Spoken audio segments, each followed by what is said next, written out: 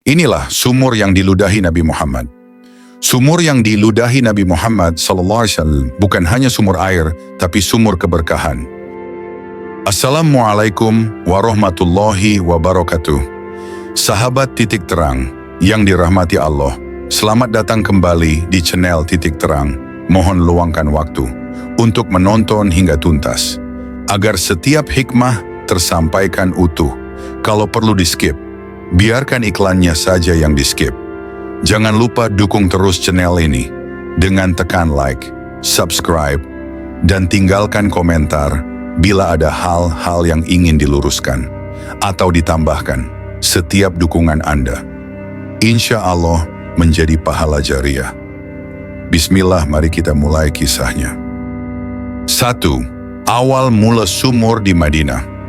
Sebelum kedatangan Nabi Muhammad SAW ke Madinah, kota ini telah dihuni oleh berbagai suku, termasuk kaum Yahudi dan suku Aus, serta Khazraj. Di masa itu air menjadi sumber kehidupan yang sangat penting. Di antara banyak sumur yang ada, terdapat satu sumur milik seorang Yahudi yang terkenal karena airnya yang jernih dan segar. Sayangnya, penduduk yang ingin mengambil air di sumur itu harus membayar dengan harga tinggi karena dikelola secara komersial dan tidak bebas diakses. Kondisi ini menyulitkan banyak kaum muslimin yang baru hijrah dari Mekah dan belum memiliki penghasilan tetap. Kebutuhan air untuk minum, memasak, dan bersuci menjadi tantangan besar. Rasulullah SAW sangat prihatin dengan keadaan ini. Beliau menyadari bahwa sumber air bersih yang mudah diakses adalah kebutuhan pokok yang harus segera diatasi. Maka muncullah ide untuk mencari solusi yang bisa meringankan beban umat.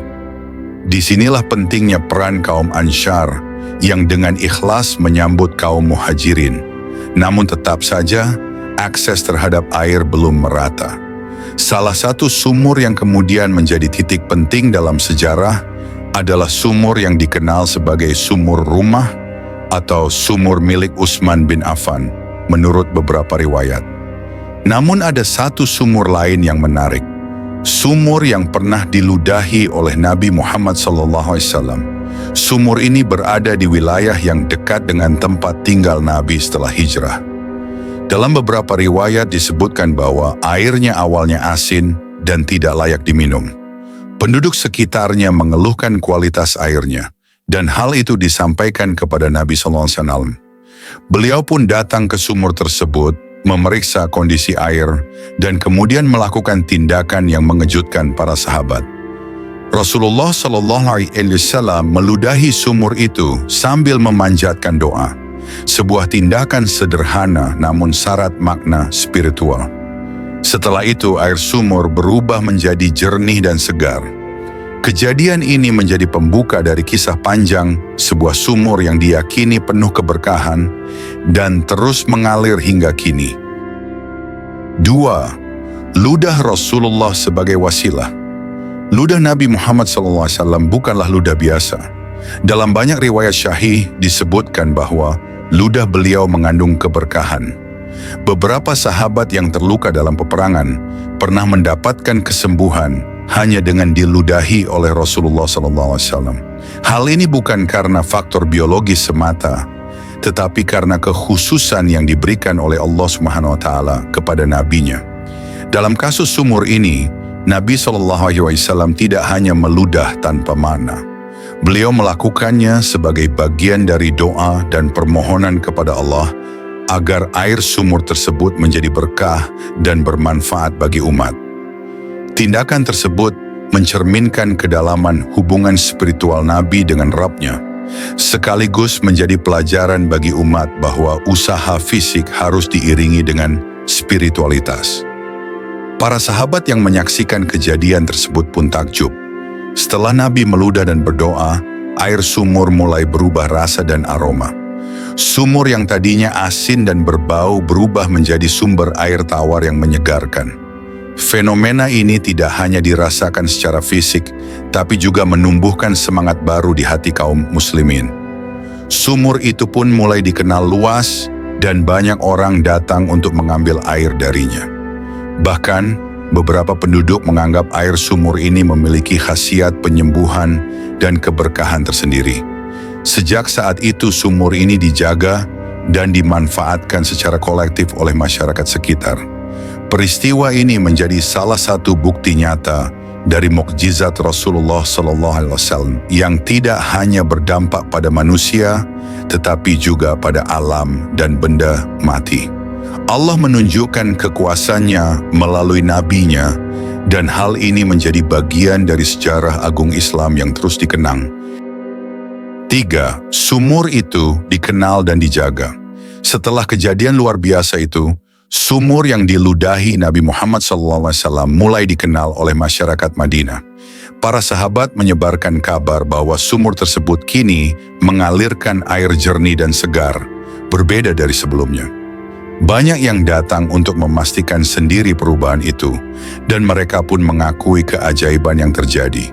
Sumur itu pun mulai disebut sebagai salah satu sumur barakah. Untuk menjaga manfaatnya, para sahabat bersama penduduk sekitar membuat sistem pengelolaan agar airnya tidak disia-siakan. Sumur ini dijaga agar tetap bersih dan dapat diakses oleh siapa saja tanpa pungutan. Ini sangat berbeda dari sumur-sumur milik pribadi sebelumnya yang sering dimonopoli. Keberadaan sumur ini menjadi simbol dari rahmat dan kemurahan hati Rasulullah SAW kepada umatnya. Beberapa tokoh sahabat bahkan menjadikan sumur ini sebagai tempat berkumpul dan berdiskusi karena suasananya yang sejuk dan airnya yang menenangkan. Rasulullah sendiri beberapa kali kembali ke sumur ini, terutama untuk meninjau kebutuhan masyarakat sekitarnya. Beliau tidak pernah mengeklaim sumur itu sebagai miliknya pribadi, tetapi mendorong agar dikelola secara bersama. Sumur tersebut pun menjadi tempat yang penuh nilai spiritual. Sebagian orang memanfaatkan airnya untuk berwudu karena percaya bahwa keberkahannya bisa menambah kekhusyukan dalam ibadah. Bahkan ada yang menyimpan sebagian airnya sebagai kenang-kenangan atau untuk digunakan ketika sakit. Masyarakat Madinah yang sebelumnya terbebani dengan keterbatasan air, kini merasa lebih tenang. Sumur yang diludahi Nabi menjadi simbol harapan dan solusi dari problem nyata. Dari sini, muncul kesadaran bahwa keberkahan hidup tidak hanya datang dari usaha fisik, tapi juga dari keberkahan yang dihadirkan oleh orang-orang pilihan Allah. 4. Sumur dan peradaban Islam awal. Sumur ini memainkan peran penting dalam menopang kehidupan umat Islam di Madinah. Pada masa awal hijrah, peradaban Islam mulai terbentuk dengan masjid sebagai pusat kegiatan spiritual dan sosial. Namun, semua itu tidak bisa berdiri tanpa dukungan kebutuhan dasar seperti air. Maka, sumur ini menjadi bagian dari fondasi peradaban Islam pertama. Sebagian ahli sejarah menilai bahwa keberadaan sumur ini membantu mempercepat stabilitas komunitas Muslim. Mereka tidak lagi bergantung pada pihak luar untuk air, sehingga lebih mandiri dan kuat secara sosial. Hal ini juga mempererat hubungan antara kaum Muhajirin dan Ansyar, karena keduanya berbagi manfaat yang sama. Kisah sumur ini turut menginspirasi pembangunan infrastruktur berbasis keadilan dan akses merata. Para khalifah setelah Rasulullah menjadikan konsep ini sebagai rujukan. Air tidak lagi dianggap sebagai komoditas semata, tetapi sebagai hak bersama yang harus dijaga dan dibagikan secara adil. Keberadaan sumur ini juga memberikan pelajaran penting bahwa hal kecil seperti air dapat menjadi ladang pahala dan sarana dakwah. Orang-orang yang sebelumnya jauh dari Islam menjadi penasaran dengan keajaiban tersebut dan mulai mendekat. Maka sumur ini juga berfungsi sebagai pintu masuk hidayah bagi banyak jiwa. Dalam sejarah peradaban, air selalu menjadi penentu berkembang atau runtuhnya suatu bangsa. Rasulullah SAW telah menunjukkan bagaimana sumber air bisa dimuliakan, bukan hanya secara fisik tetapi juga spiritual. Sumur ini menjadi bukti nyata dari visi kenabian yang membangun umat dari akar kebutuhan paling dasar. 5. Generasi sahabat menjaga amanah. Setelah wafatnya Rasulullah SAW, para sahabat sangat menjaga peninggalan-peninggalan beliau, baik yang bersifat fisik maupun nilai, termasuk diantaranya adalah sumur yang pernah diludahi beliau. Para sahabat besar seperti Abu Bakar, Umar, Utsman, dan Ali sangat memahami pentingnya menjaga amanah Nabi. Mereka tidak mengubah status kepemilikan sumur ini tetap menjadi milik umum. Bahkan pada masa kekhalifahan Utsman bin Affan, sumur ini semakin dijaga kebersihannya dan dikelola dengan lebih sistematis. Beberapa sahabat menyumbangkan harta mereka untuk membuat tempat penampungan air agar lebih banyak orang bisa mengaksesnya dengan mudah. Tradisi menjaga sumur ini diturunkan kepada generasi setelahnya. Anak-anak dan cucu para sahabat tumbuh dengan nilai kecintaan terhadap apa yang pernah disentuh oleh Nabi SAW. Sumur ini pun tidak hanya dijaga secara fisik, tapi juga secara spiritual, dengan adab dan rasa hormat ketika mengambil air darinya. Banyak ulama generasi tabi'in yang datang berziarah ke sumur ini. Mereka mengambil airnya sambil membaca doa dan memohon keberkahan. Sumur ini menjadi simbol hubungan spiritual antara umat Islam dan nabinya. Meski Rasulullah telah tiada secara fisik, keberkahan air itu tetap mengalir sebagaimana ajaran beliau terus menghidupkan jiwa. Kisah ini mengajarkan bahwa amanah kenabian bukan hanya tentang menyampaikan wahyu, tetapi juga menjaga apa yang pernah disentuh oleh tangan beliau dengan penuh cinta dan tanggung jawab. Sumur itu menjadi warisan hidup dari seorang nabi yang selalu mengutamakan umatnya. 6. Ujian zaman dan upaya pelestarian. Seiring berjalannya waktu, Madinah mengalami berbagai perubahan sosial dan politik. Dinasti demi dinasti silih berganti. Namun, keberadaan sumur ini tetap dijaga oleh warga lokal dan para penguasa yang memiliki rasa hormat kepada sejarah Rasulullah SAW. Meski begitu, tidak jarang sumur ini mengalami ujian, baik karena kekeringan, kerusakan, maupun ancaman pembangunan. Beberapa masa mencatat bahwa sumur ini sempat nyaris terlupakan, terutama ketika penduduk Madinah mulai bergeser ke wilayah lain. Namun para ulama lokal dan sejarawan Islam berupaya mencatat keberadaannya dalam manuskrip dan buku-buku sejarah. Mereka menekankan pentingnya menjaga situs-situs yang pernah disentuh oleh Rasulullah. Ada juga masa ketika sumur ini dikunjungi oleh peziarah dari berbagai negeri Islam. Mereka mengambil air dengan botol kecil sebagai cenderamata. Namun ada pula yang memperingatkan agar tidak berlebihan dalam meyakini manfaat airnya dan tetap menjaga akidah. Ini menjadi titik penting dalam menjaga keseimbangan antara rasa hormat dan ajaran tauhid. Pada masa kekuasaan Utsmaniyah, sumur ini mendapat perhatian khusus. Mereka merenovasi sekitarnya dan membangun pagar untuk melindunginya. Sebuah pelindung dari batu dibuat agar sumur tidak tercemar, sekaligus menjadi simbol penghormatan kepada Rasulullah SAW. Catatan ini masih bisa ditemukan dalam dokumen arsip kekhalifahan. Meski zaman terus berubah, semangat untuk menjaga sumur ini tetap hidup.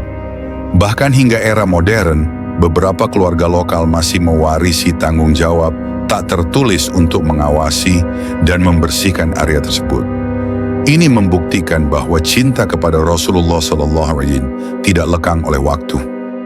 7. Jejak dalam kitab dan lisan ulama.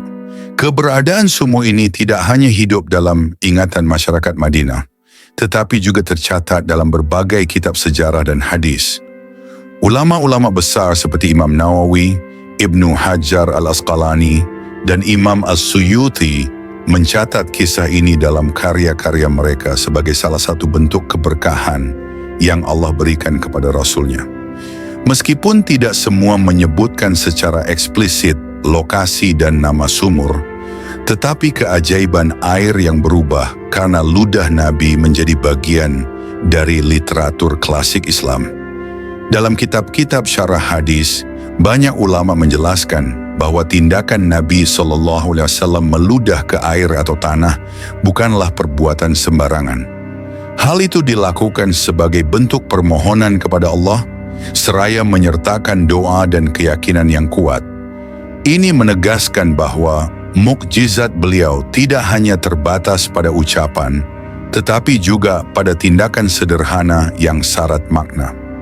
Kisah ini juga menjadi pelajaran penting dalam fiqih dan tasawuf.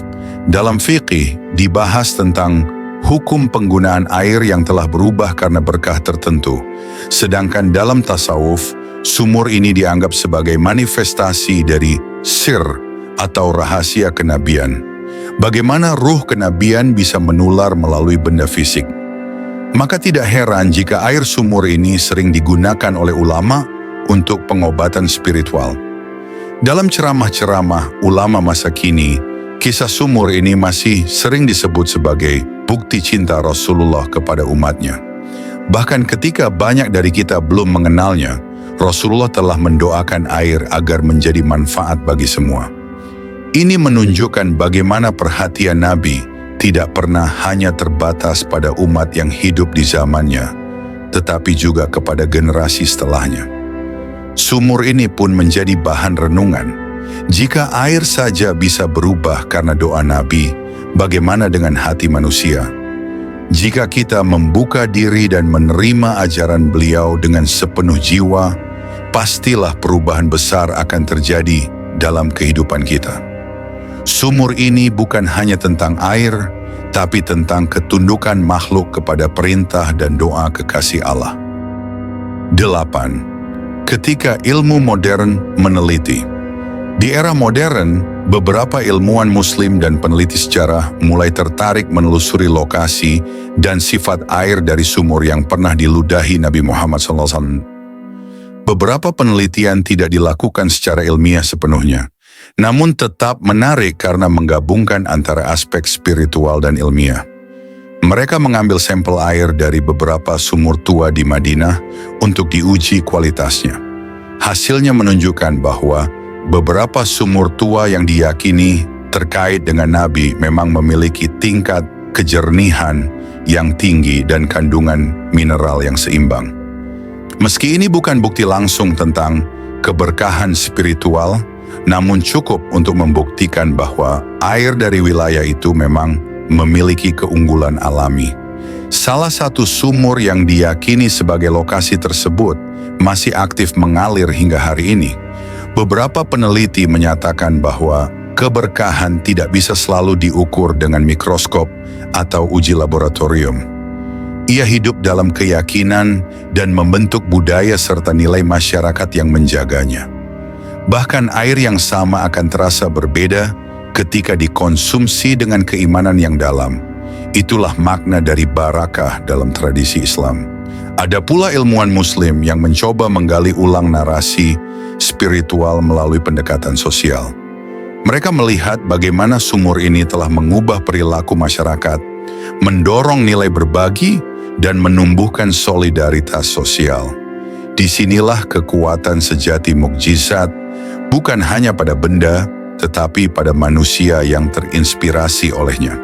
Maka, ilmu pengetahuan dan keimanan tidak perlu dipertentangkan dalam hal ini. Justru ketika keduanya saling melengkapi, kita bisa memahami lebih dalam betapa luasnya hikmah dari setiap tindakan Nabi Muhammad SAW, termasuk ketika beliau meludahi sebuah sumur.